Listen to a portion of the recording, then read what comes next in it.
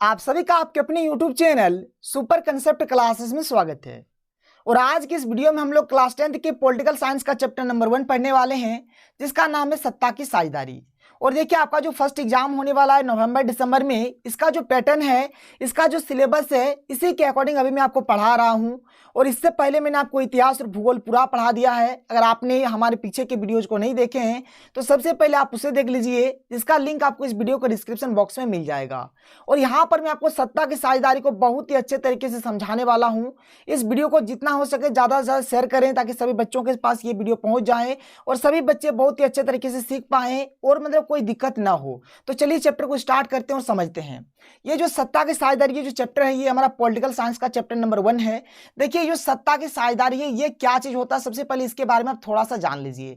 देखिए, मतलब देश का जो सत्ता होता है ना, ठीक है, देश का जो सत्ता होता है, या फिर मान के चलिए देश में कोई सा भी काम हो रहा है, कोई कानून बन रहा है, या फिर कोई सा भी हो, ठीक है, मतलब जो देश का जो सत्ता है उसमें क्या किया जाता है, देश में रहने वाले सभी लोगों को क्या किया जाता है, समान समान हक दिया जाता है। चाहे कोई सा भी मतलब जाति के हो, कोई से भी धर्म के हो, किसी भी प्रकार का कोई सा भी लोग हो, उसमें क्या होता है, देश का जो सत्ता होता है उसमें सभी लोगों को समान समान हक दिया जाता है। जिससे क्या होता है, चाहे हिंदू हो, मुसलमान हो, सिख हो, ईसाई हो, कोई मतलब गरीब हो, अमीर हो, किसी भी धर्म से हो, किसी भी जाति से हो, इसमें क्या होता है, मतलब लोगों के बीच टकराव नहीं होता है, सभी मिलजुल कर रहते हैं। इसमें क्या होता है, देश के जो अंदर जो लोग रह रहे हैं, इसमें मतलब आपस में कभी भी गृहयुद्ध नहीं होता है। तो यही होता है सत्ता की साझेदारी। तो यहाँ पर देखिए, सत्ता की ये जो साझेदारी है, इसे हम लोग लोकतंत्र की आत्मा कहते हैं, ठीक है। और यहाँ पर देखिए, सत्ता की साझेदारी का जो अगला पॉइंट क्या है कि विभिन्न सामाजिक समूहों के बीच टकराव खत्म करना। मतलब जो भी मतलब मान के चलिए कोई भी दो समूह है, दो गुट है, ठीक है, चाहे हिंदू मुसलमान का बात कर लीजिए, सिख ईसाई का बात कर लीजिए, चाहे किसी भी धर्म से हो, किसी भी जाति से हो, मतलब उन लोगों के बीच टकराव नहीं होगा। मतलब टकराव को खत्म करने का काम कौन करता है, सत्ता की साझेदारी। यहाँ पर हम लोग दो देश के कहानी को पढ़ेंगे, एक हमारा यहाँ पर है बेल्जियम और एक है हमारा श्रीलंका। आप देखिएगा यहाँ पर ये जो बेल्जियम है, यहाँ पर ये जो श्रीलंका है, इसमें बहुत प्रकार के लोग रहते थे। अब यहाँ पर दो देश का जब मैं कहानी बताऊंगा तब आपको अच्छे तरीके से समझ में आएगा। तो चलिए सबसे पहले स्टार्ट करते हैं हम लोग बेल्जियम के कहानी से। तो देखिए, बेल्जियम का कहानी समझ लीजिए।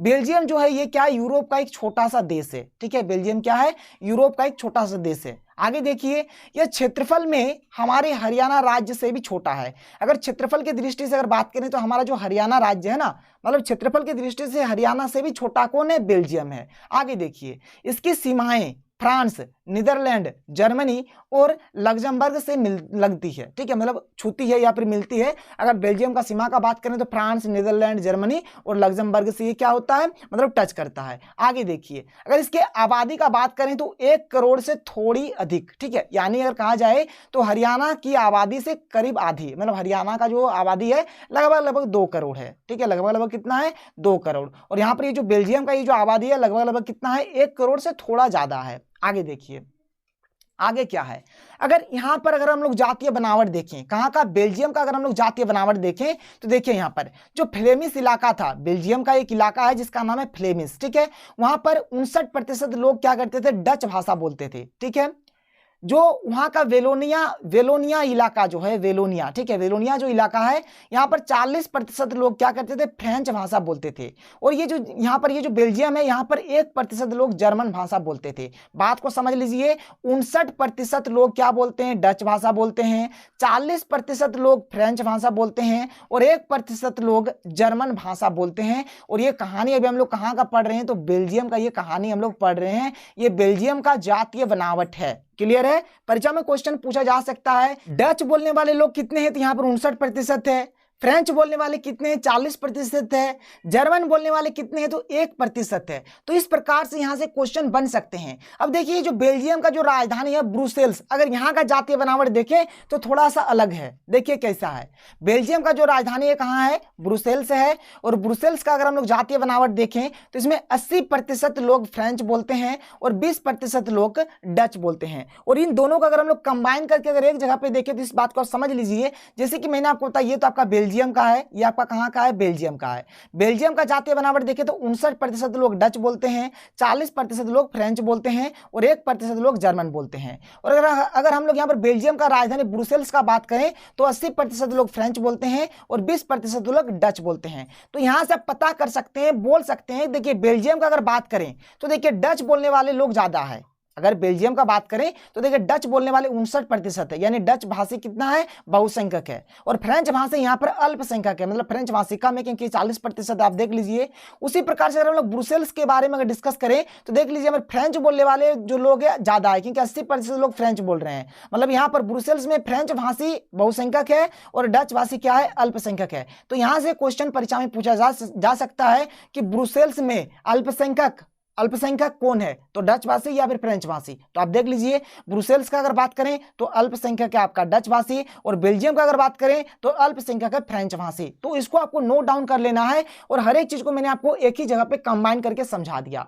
आगे बढ़ते हैं, आगे समझते हैं। आगे देखिए, बेल्जियम ने 1970 और 1993 के बीच अपने संविधान में 4 बार संशोधन किए। देखिए उन लोग यही चाहते थे कि किसी भी जो भी देश के अंदर जो भी लोग रहेंगे, किसी भी लोगों को बेगानेपन का एहसास ना हो, देश के अंदर गृहयुद्ध ना हो। इसलिए बेल्जियम जो थे ना, बेल्जियम का जो सरकार था, बेल्जियम के जो नेता थे, बेल्जियम के जो लोग थे, उन लोग बार बार अपने संविधान को संशोधन कर रहे थे ताकि किसी भी प्रकार का कोई प्रॉब्लम ना हो। बेल्जियम में केंद्रीय और राज्य सरकार के अतिरिक्त सामुदायिक सरकार भी काम करती है। देखिए बेल्जियम में केंद्रीय सरकार था, राज्य सरकार था, इसके साथ साथ एक प्रकार का और एक सरकार था जिसका नाम है सामुदायिक सरकार। बात क्लियर है? आगे बढ़ते हैं, आगे समझते हैं। अब हम लोग बात करते हैं यहाँ पर श्रीलंका का कहानी जो है, श्रीलंका की कहानी के ऊपर डिस्कस करते हैं। और बेल्जियम और श्रीलंका का अगर कहानी का अगर आपको कंप्लीट वीडियो देखना है तो आप डिस्क्रिप्शन बॉक्स पे चल जाइए, वहां पर आपको कंप्लीट मिल जाएगा। आगे देखिए, जो श्रीलंका है, श्रीलंका क्या है, एक द्वीपीय देश है। ठीक है, ये क्या है, एक द्वीपीय देश है।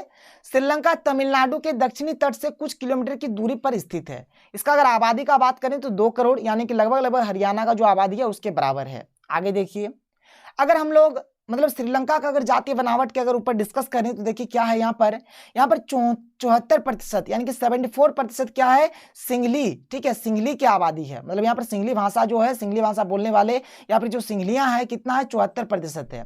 18% तमिल है और 7% ईसाई है। यहाँ पर ये जो 74% ये जो सिंगली है, ये सिंगली भाषा बोलते हैं। 18% ये जो तमिल है, ये तमिल भाषा बोलते हैं। और ये जो 7% ईसाई है, ये सिंगली और तमिल भाषा दोनों बोलते थे। ठीक है, अब देखिए यहाँ पर ये जो 74% ये जो सिंगली है, ठीक है, ये क्या है, बौद्ध धर्म के है। मैक्सिमम जो है क्या है, बौद्ध धर्म के हैं। 18% यहाँ पर ये जो तमिल है, ये हिंदू और मुसलमान दोनों है। और यहाँ पर 7% तो मैंने आपको बता दिया ये क्या है, आपका ईसाई है। श्रीलंका में सिंगली और तमिल समुदाय के बीच तनाव का कारण बहुसंख्यकवाद है। देखिए यहाँ पर क्या हुआ, देखिए अगर हम लोग अगर बात करें बेल्जियम का, तो बेल्जियम में भी आपका कुछ इसी प्रकार से था। मतलब देखिए फ्रेंच और डच में वहां पर थोड़ा था। ठीक है, और यहाँ पर अगर आप देखेंगे तो सिंगली और तमिल में है, यहाँ पर सिंगली ज्यादा है, तमिल कम है। ठीक है, तो इन दोनों के बीच क्या हुआ, ये सिंगली वाला ज्यादा है, तो इन लोग सोचा कि चलो भाई हम लोग दबदबा बनाते हैं, सारा जो भी होगा कंट्रोल पूरा देश का हम लोग ही करेंगे। तो इस बीच क्या हुआ, सिंगली और तमिल के बीच तनाव हो गया। और देखिए यहाँ पर ऐसा गृहयुद्ध हुआ ना कि शायद अभी तक भी वहां पर गृहयुद्ध खत्म नहीं हुआ है, अभी भी वहां पर गृहयुद्ध चल रहा है। श्रीलंका उतना प्रोग्रेस भी नहीं कर पाया, लेकिन बेल्जियम सोच समझकर, सूझबूझकर अपने संविधान को बार बार संशोधन कर अच्छे तरीके से बनाया, ताकि वहां पे जितना भी लोग है, किसी भी लोगों को बेगानेपन का एहसास ना हो, सभी मिलजुल कर रहे, देश के अंदर गृहयुद्ध ना हो। उन लोगों ने ऐसा सोचा। और श्रीलंका में क्या सोचा गया कि जो सिंगली वाले हैं उन लोग सोचा कि चलो हम लोग ये राज करते हैं, हम लोग ही शासन करते हैं, तो उन लोगों ने ऐसा सोचा।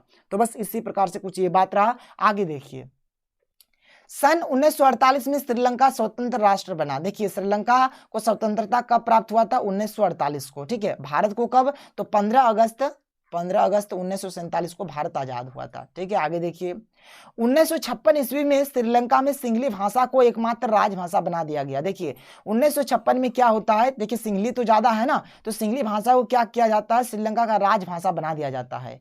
इलम शब्द का अर्थ सरकार होता है। देखिए जैसे श्रीलंका का भी हम लोग पढ़ रहे हैं ना, तो श्रीलंका में इलम को हम लोग क्या बोलते हैं, सरकार बोलते हैं। परीक्षा में क्वेश्चन पूछा जा सकता है कि इलम शब्द का क्या अर्थ है, तो इलम मतलब होता है सरकार। आगे देखिए, 1980 के दशक तक उत्तर पूर्वी श्रीलंका में स्वतंत्र तमिल यानी कि इलम या फिर सरकार जो भी बोले बनाने की मांग को लेकर अपने राजनीतिक संगठन बने। ठीक है, आगे देखिए क्या है, सत्ता की साझेदारी विविधताओं को समेट लेती है। जो सत्ता की साझेदारी है ये क्या होता है, विविधताओं को समेट लेता है। मान के चलिए कि 2 समूह है या फिर 2 गुट है और उनके बीच टकराव है, तो टकराव को कौन कम करता है? तो सत्ता की साझेदारी से यह टकराव कम होता है।